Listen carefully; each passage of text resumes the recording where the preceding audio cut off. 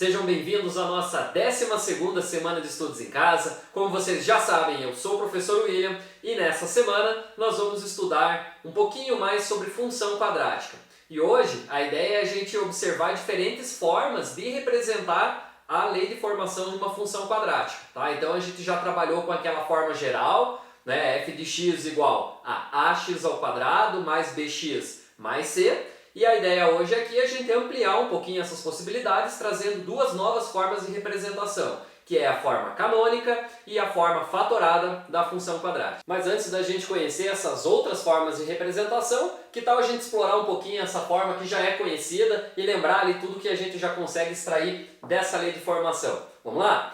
Então a primeira coisa que a gente consegue identificar aqui, isso a gente já viu, né, é os coeficientes que multiplicam x ao quadrado, o x, e esse aqui que está sozinho, que é independente, certo? Quem são eles? É o a. Então lembrando que o a é aquele cara que multiplica o x ao quadrado, no caso aqui é o 1. O b é o cara que multiplica o x, então no caso aqui o b é o menos 8. E o c é o cara que está sozinho ali, é o 15, ok? Então, uma das primeiras coisas que a gente aprendeu a fazer foi identificar esses coeficientes aqui nessa forma geral de representação aí da função quadrática, beleza? Aí, a partir desses valores aqui, a gente começou a trabalhar e identificar outros pontos, né? Pontos que eram importantes, inclusive ali para a gente fazer a análise, fazer o estudo do gráfico da função quadrática. Lembrando que o gráfico dessa função é uma parábola, certo? Que pode ter a concavidade voltada para cima ou a concavidade voltada para baixo, beleza? Então assim, pessoal, falando em parábola, na última aula a gente viu ali um ponto bem importante dessa parábola, que era o vértice da parábola, que podia ser um ponto de máximo ou de mínimo, né? Vamos lembrar aí como que faz para calcular quais são as coordenadas desse ponto, né, que é o vértice da parábola? Então, lembrando lá, de forma bem prática, a gente pode descobrir a coordenada x do vértice da parábola da seguinte maneira, fazendo menos b sobre 2a. Nesse caso aqui, quem que seria o x do vértice? Menos b. Então, se o b é o menos 8, ia ficar o quê? Menos o menos 8 sobre 2 vezes o a é 1, sobre 2 vezes 1. Menos o menos 8 fica mais 8, 8 dividido por 2 fica 4. Então, aqui o x do vértice é 4. E o y do vértice? Tinha duas formas da gente conseguir ele. Ou a gente pegava esse valor aqui e substituía no lugar do x, e descobre, portanto, quem é o y do vértice, ou a gente pode usar também uma fórmula que a gente encontrou, que era a seguinte, né? Que o y do vértice era igual a menos delta sobre 4a.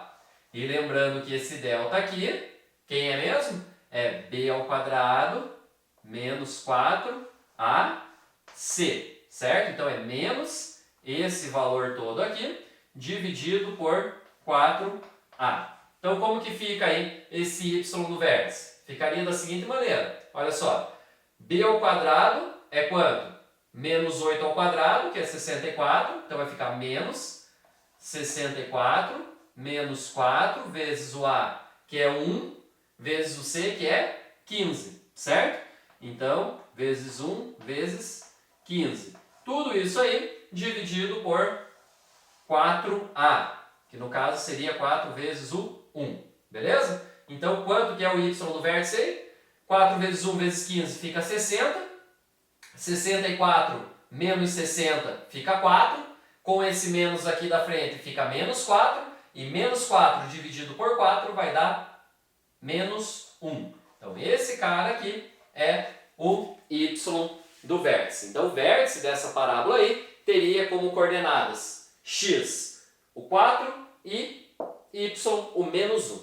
Mas peraí, professor, você está falando que ia apresentar uma outra forma de escrever e está aí calculando x do vértice, y do vértice. Calma lá, pessoal, esses valores aí eles vão ser importantes para a gente, né, nessa representação que eu vou trazer para vocês aqui primeiro, beleza? Então, aproveitei para retomar esses conceitos aí com vocês, né, como que identifica o a, o b e o c, e como que a gente descobre o x do vértice e o y do vértice a partir da lei de formação aqui de uma função quadrática. Ok? Então eu vou deixar aqui guardadinho esses valores, o x do vértice e o y do vértice, tá ok? Vou reorganizar aqui o quadro e aí a gente vai então para a forma canônica da função quadrática. Vamos ver como que a gente chega nessa forma e como é essa forma, tá? E quais são as vantagens aí que a gente pode ter fazendo esse tipo de representação, beleza? Então, só vou organizar o quadro aqui e já voltamos aí dando continuidade com a função quadrática na sua forma canônica. Bom, pessoal, então a ideia aqui para a gente escrever essa função na forma canônica é a gente trabalhar um pouquinho aqui com essa expressão, certo? Partindo do seguinte ponto, tá? Então nós temos aqui a função, vou escrever ela de novo desse lado aqui, y é igual a x ao quadrado menos 8x mais 15, certo? E a ideia, qual que é? A ideia é a gente reescrever isso daqui de tal forma que esse x ao quadrado menos 8x aqui, eles fiquem na forma de um produto notável, né? Num quadrado da soma ou no quadrado da diferença. Lembram-se disso? Então, quem não lembra, rapidinho aqui, ó. Então, lembra lá que se a gente tivesse, por exemplo, a mais b elevado ao quadrado, isso aqui ia resultar em quê? Quadrado do primeiro, né? Então, vou colocar aqui, ó, quadrado do primeiro, 2 vezes o primeiro pelo segundo, então fica 2ab, mais quadrado do segundo, que seria o b ao quadrado, certo? Então a ideia é a gente sair dessa forma aqui e escrever desse jeito aqui. A gente vai deixar uma soma ou uma diferença, né, uma subtração aqui elevada ao quadrado, certo? Então a técnica que a gente utiliza aqui é justamente a técnica de completar quadrados, tá? A gente vai completar um trinômio quadrado perfeito, que é essa forma aqui, beleza? A partir da lei de formação dessa função. Então olha só como que fica, é bem tranquilo de fazer. Vamos lá com calma que vocês vão relembrar isso, certo? Eu vou deixar isso, eu vou apagar na verdade aqui, se precisar a gente escreve de novo, tá? Então seria mais ou menos assim a ideia. Então observem o seguinte, nós temos o y aqui, vou deixar um espacinho, tá?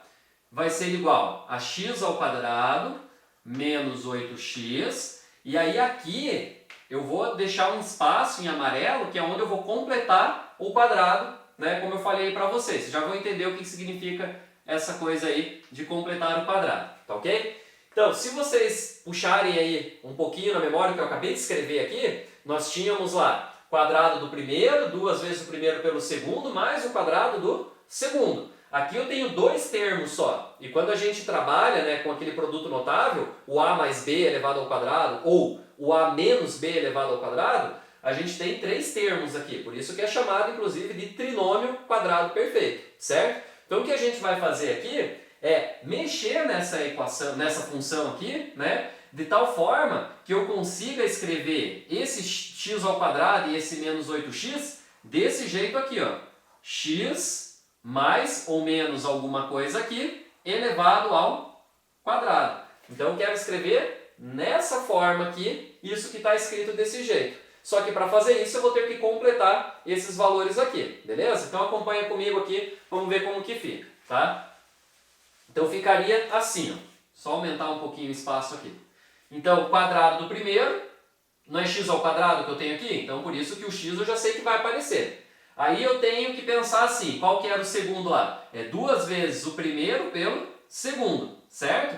Então o que isso significa? Eu tenho que pensar num número que 2 vezes x vezes esse número resulte em menos 8x, certo? Então que número é esse? 2 vezes x, 2x. Para dar menos 8x, quanto que eu tenho que colocar aqui? O menos 4.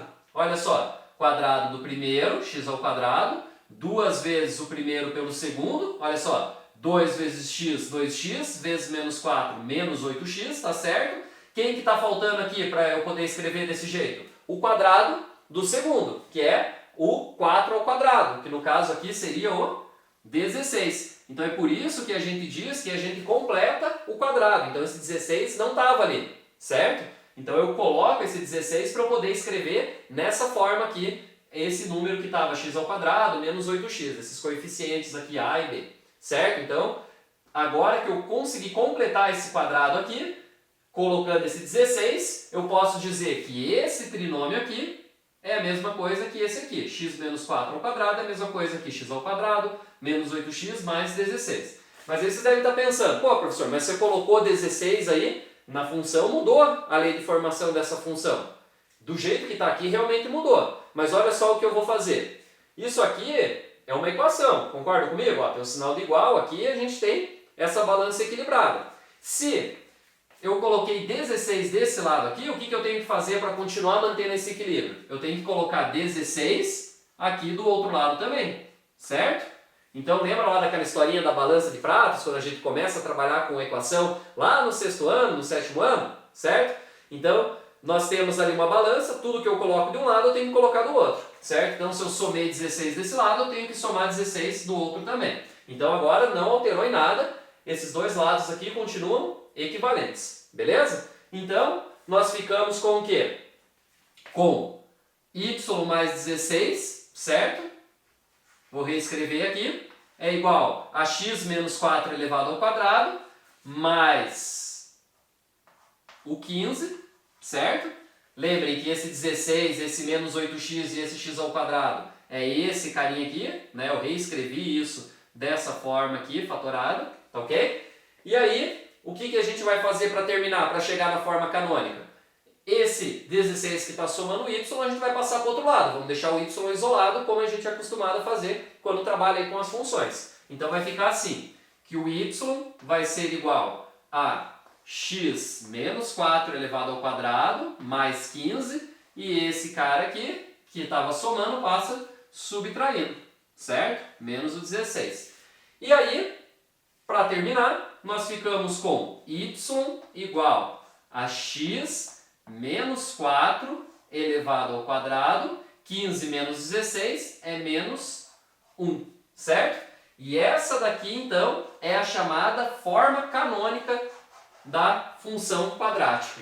Então, essa função aqui é a mesma coisa, né? Representa a mesma função que essa, elas são escritas equivalentes. O que a gente fez aqui foi completar esse quadrado e escrever, então, esse x elevado ao quadrado aqui, esse menos 8x, dentro desse produto aqui, certo? Desse produto notável que é o quadrado de uma diferença, beleza? Então assim, pessoal, qual que é a vantagem, né? Vamos tentar explorar um pouquinho essa forma canônica agora e ver a vantagem.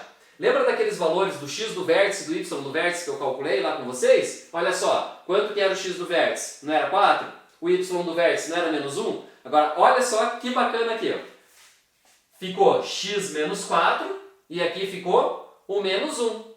Será que tem alguma coisa a ver? É claro que tem, pessoal. Então, a forma canônica da função quadrática, de forma geral, ela é dessa maneira aqui. Então, eu vou escrever aqui qual é a forma canônica para a gente comparar com essa. Então, a gente diz que a forma canônica de uma função quadrática é a seguinte. Y é igual a A que multiplica x menos o x do vértice elevado ao quadrado, certo?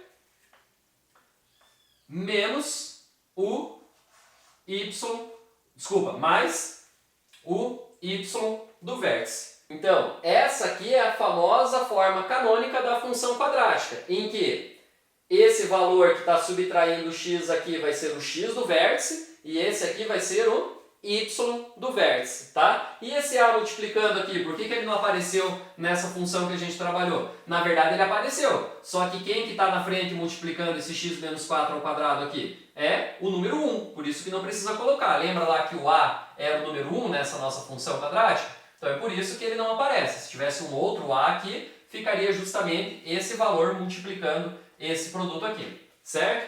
Então assim, pessoal, qual que é a grande vantagem da gente trabalhar com essa forma canônica?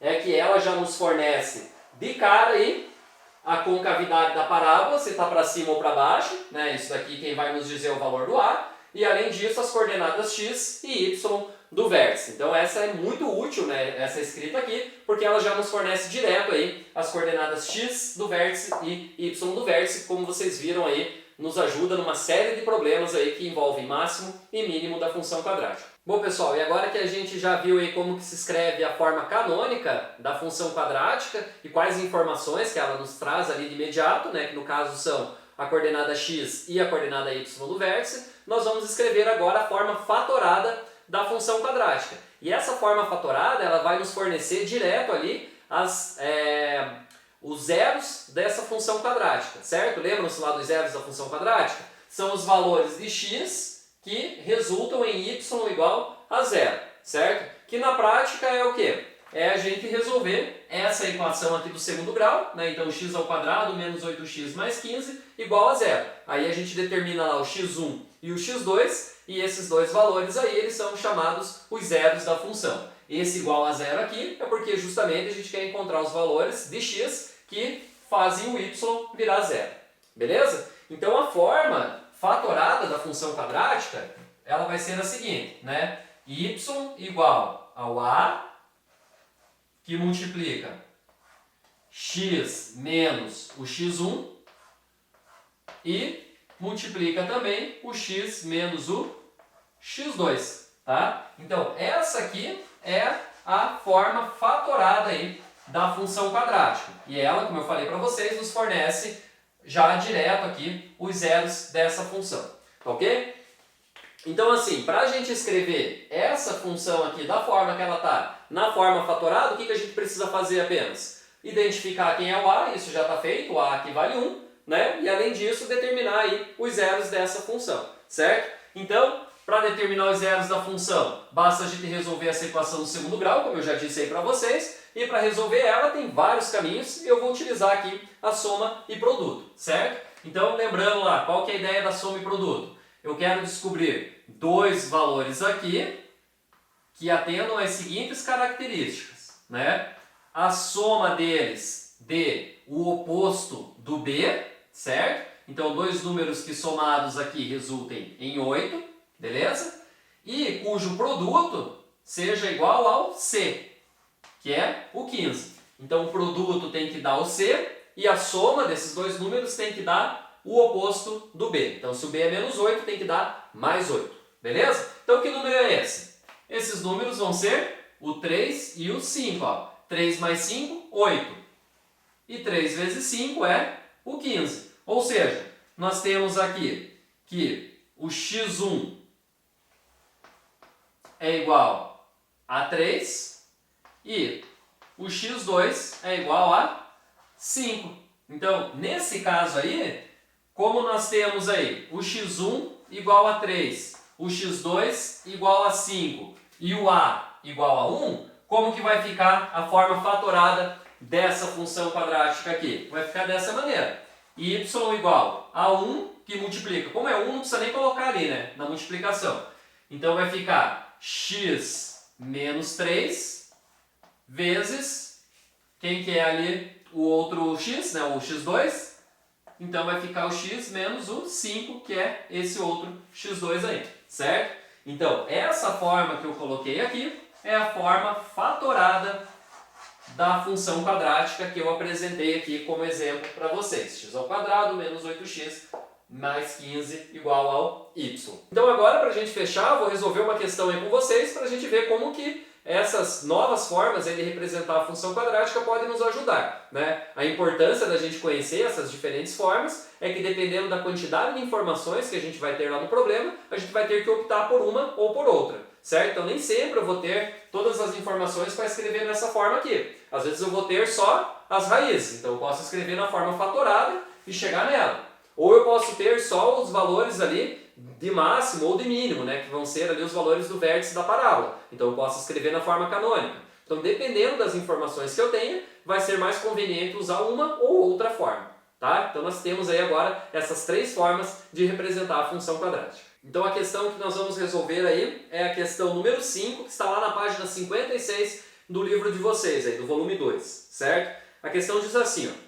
A expressão que define a função quadrática f de x, cujo gráfico está esboçado, é... E aí tem ali uma série de leis de formação ali de uma função quadrática, a gente tem que definir qual que é a função que representa esse gráfico aí, beleza? Então assim, pessoal, nesse gráfico a gente já tem algumas informações importantes aí que vão nos ajudar a definir qual das formas que nós vamos utilizar aí para resolver essa questão, se é a forma canônica ou a forma fatorada. Então vamos observar aí nesse gráfico quais são as informações que a gente tem. Então notem que nós já temos ali no gráfico as seguintes informações. Nós temos os valores em que a função corta o eixo x, né? Que é ali no ponto menos 2 e 0, e no ponto 1 e 0, certo? Então os valores menos 2 e 1 são justamente aí os zeros dessa função quadrática, tá certo? Como que eu sei isso? Olhando ali para o gráfico, a gente está vendo, né, que a parábola está cortando o eixo x nesses dois pontos, tá ok? Então, é essas informações aí que a gente vai utilizar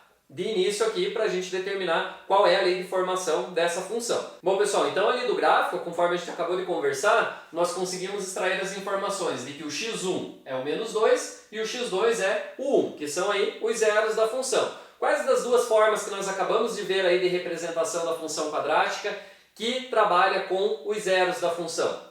É a forma canônica ou é a forma fatorada? Vai ser a forma fatorada. Então, só lembrando ali, como que é a forma fatorada? É f de x, ou y, tá? Eu vou colocar aqui f de x, é igual a quê? É igual a que multiplica x menos x1, certo?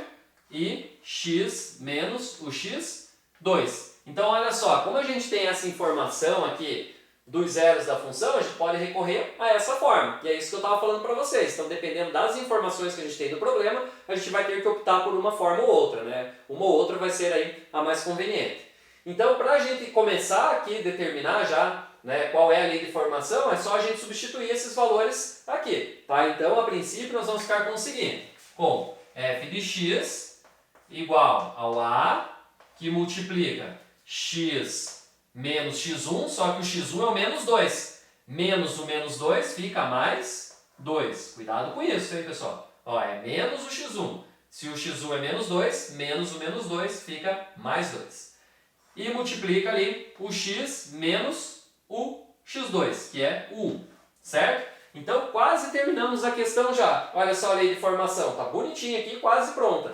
O que falta a gente determinar aqui? Falta a gente determinar o valor do a, né? Então, se eu souber quem é esse a aqui, eu termino de escrever aqui a forma fatorada da função quadrática e aí eu já tenho plenas condições de resolver essa questão, de chegar ali à solução. Mas como que eu faço para descobrir esse a? Aí a gente vai ter que olhar lá no gráfico de novo e ver qual informação a mais que a gente consegue extrair ali. Então, vou colocar o gráfico aí na tela para vocês.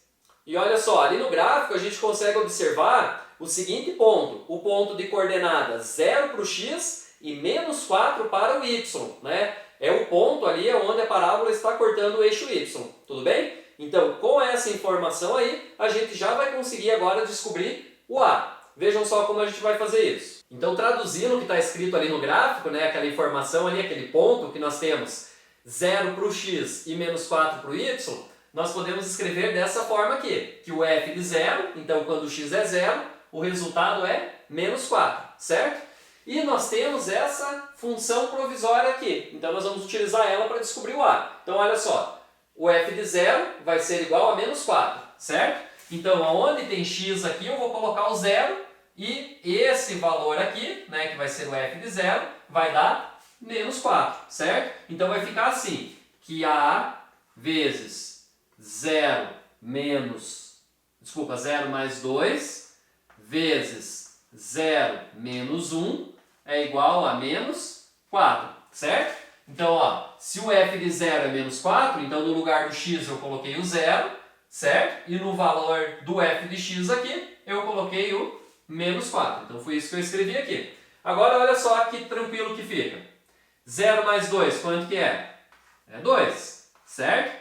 0 menos 1 é menos 1. E isso é igual a menos 4, tá ok? Aí, a vezes 2, 2a, vezes menos 1, menos 2a. E isso é igual a menos 4. Então, para eu descobrir o a, o que eu faço agora? Passo esse menos 2 dividindo.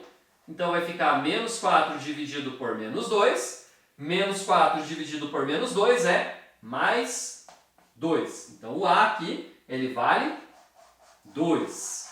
Tá ok? Então, descobrimos aqui o valor do a. Portanto, a nossa função aqui, f de x, vai ser igual a 2, que multiplica x mais 2 e x menos 1. Então, essa aqui é a forma fatorada dessa função quadrática que está sendo representada aí no gráfico da questão. Só que olha só para as alternativas, não tem nenhuma alternativa que chega nessa solução aí que nós encontramos, né? Por quê? Porque elas não estão ali escritas na forma fatorada. Então o que a gente vai ter que fazer ainda para terminar essa questão? Nós vamos ter que sair dessa forma fatorada e chegar lá na forma geral da função quadrática, tá certo? Vamos fazer isso? Então, bora aqui comigo. Então, para a gente sair da forma fatorada e chegar na forma geral, basta a gente desenvolver esses produtos aqui, tá? Então, vou fazer o seguinte, eu vou deixar esse 2 por enquanto aqui e vou resolver esses dois produtos aqui. Então, vai ficar assim, ó, que o f de x vai ser igual a 2, tá? Que vai multiplicar o quê? X vezes x, x ao quadrado, certo? X vezes menos 1, menos x. Aí aqui, 2 vezes x é 2x e 2 vezes menos 1, menos 2. Agora, o que falta fazer? Multiplica todo mundo que está aqui por dentro, todo mundo que está aqui dentro, por 2, certo? Então vai ficar como ali? F de x igual a 2 vezes x ao quadrado. Deixa eu só resolver isso aqui primeiro, tá? Menos x mais 2x fica mais 1x e aqui fica o menos 2 mesmo. Agora sim, fazendo a distributiva aqui, né, como que fica?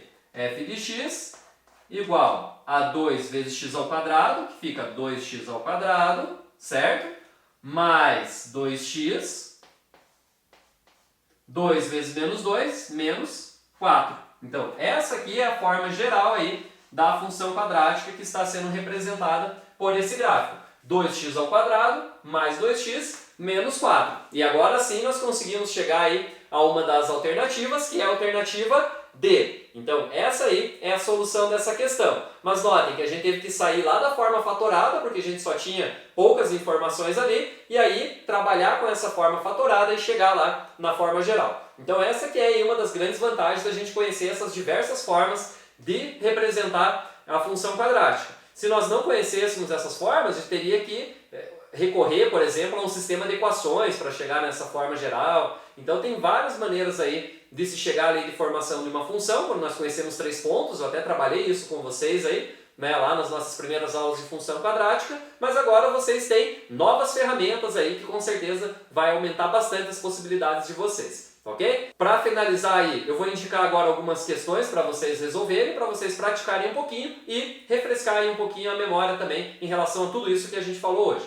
ok? Então, vamos lá para a indicação das questões.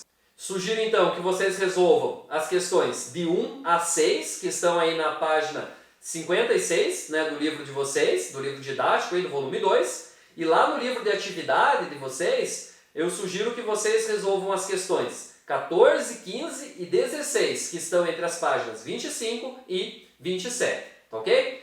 Bom, pessoal, então, por hoje é só. Conhecemos aí, então, mais duas formas diferentes aí de representar a lei de formação de uma função quadrática. Espero que vocês tenham conseguido acompanhar. Façam a leitura lá do material, vejam direitinho ali se não resta nenhuma dúvida. Assistam depois lá as lives de revisão. Com certeza, né, vai ajudar vocês a compreender um pouquinho melhor esses temas. Vocês vão ver aí a resolução de mais algumas questões. Por hoje, fico por aqui. Grande abraço para vocês. Até a próxima semana. Tchau, tchau.